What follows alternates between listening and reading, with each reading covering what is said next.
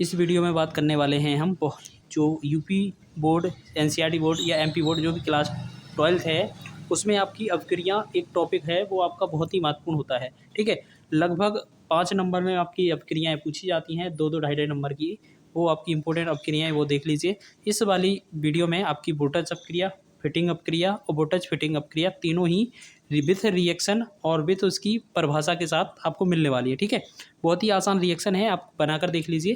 Question में बात करेंगे, लिखा मिलेगा आपको कि बोटच अपक्रिया समझाइए, बोटच फिटिंग अपक्रिया आप समझाइए और बोटच फिटिंग अपक्रिया समझाइए। ठीक है, तो सबसे पहले बात कर लेते हैं बोटच अपक्रिया की।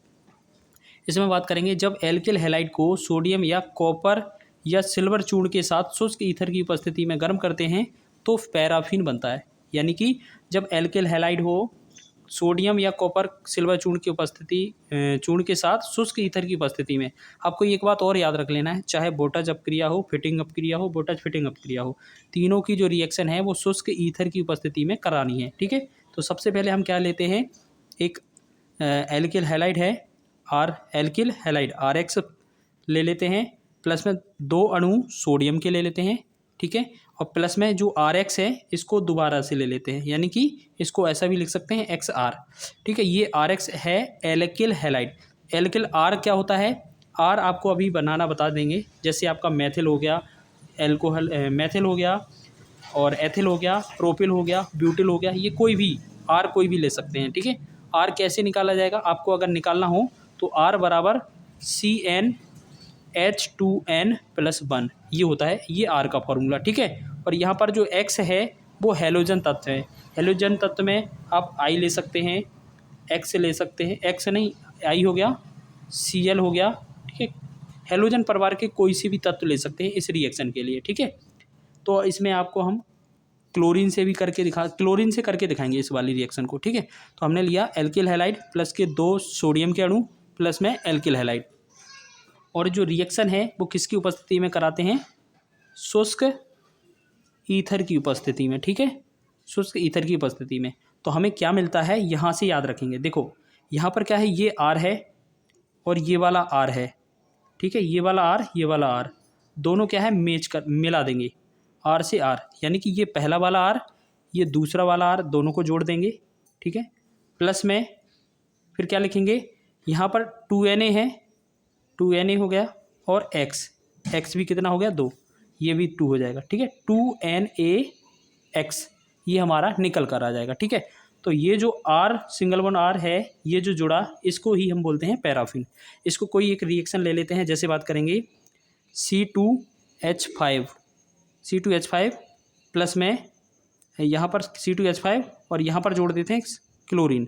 ठीक है, C2H5Cl प्लस में 2Na प्लस में X की जगह पे हमने क्लोरीन जोड़ा और R की जगह क्या है C2H5। इसको शुष्क ईथर की उपस्थिति में कराएंगे, शुष्क ईथर, तो हमें क्या मिलेगा, यहाँ से C2H5 और यहाँ से C2H5 प्लस में यहाँ का 2Na और ये वाला Cl2 यहाँ पर हो जाएगा, तो यानी Cl, यानी कि ये जो बना पैराफिन, ये हमारा बना पैराफिन। तो हम लिख सकते हैं ये हमारी अपक्रिया कौन सी हो जाएगी, बोटच अपक्रिया। जब एल्किल हैलाइड को सोडियम या कॉपर या सिल्वर चूर्ण के साथ शुष्क ईथर की उपस्थिति में गर्म करते हैं तो हमें पैराफिन बनता है। या आपको ऐसे C2H5 है, यहाँ पर CH3 भी ले सकते हैं, CH3Cl ले गए, प्लस का 2Na प्लस में Cl, और यहाँ पर CH3, तो यहाँ पर क्या होगा, यही जो उत्प्रेरक है शुष्क ईथर।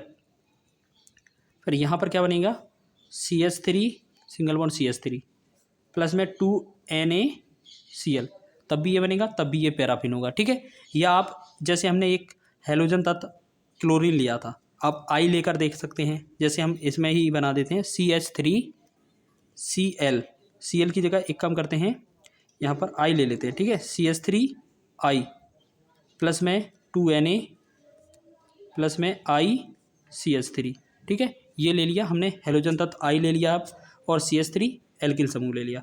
फिर इसको क्या है, शुष्क ईथर की उपस्थिति में कराएंगे, फिर क्या बनेगा, यहाँ से CH3 यहाँ से CH3 दोनों मिलेगा, CH3 बनेगा। CH3 सिंगल बॉन्ड CH3, और 2Na प्लस में 2I क्या बन जाएगा, 2NaI।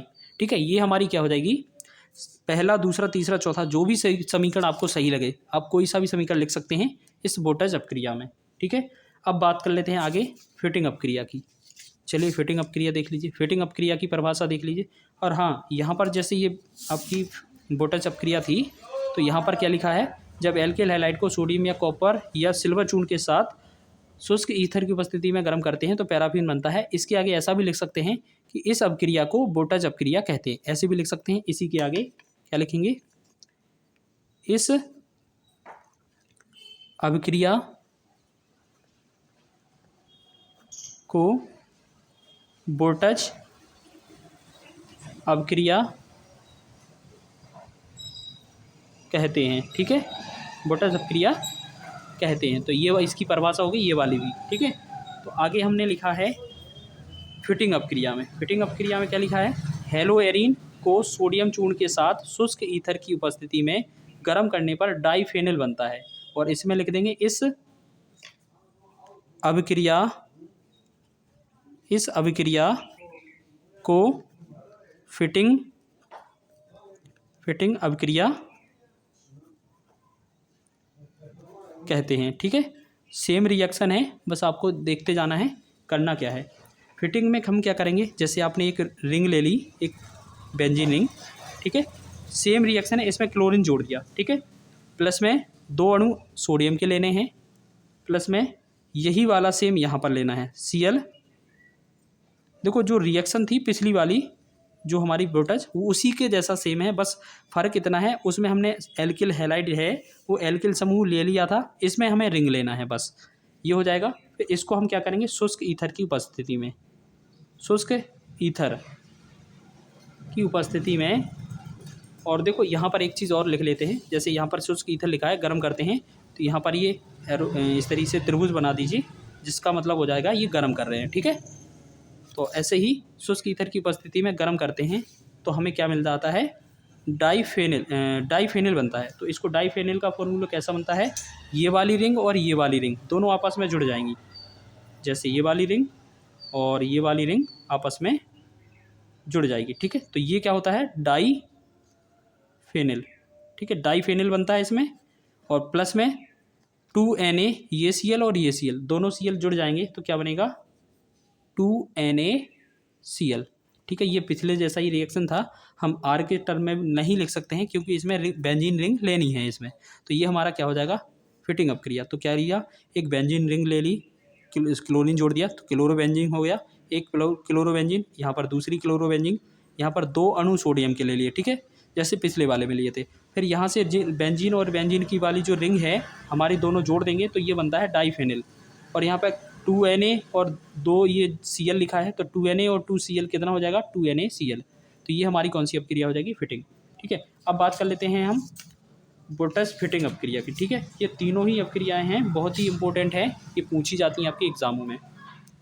बोटज फिटिंग अपक्रिया क्या लिखा है, यहाँ पर लिखा है हेलोएरिन का हेलोजन परमाणु शुष्क ईथर की उपस्थिति में सोडियम और हेलो एल्केन से अपक्रिया करके एल्काइल समूह द्वारा प्रतिस्थापित हो जाता है।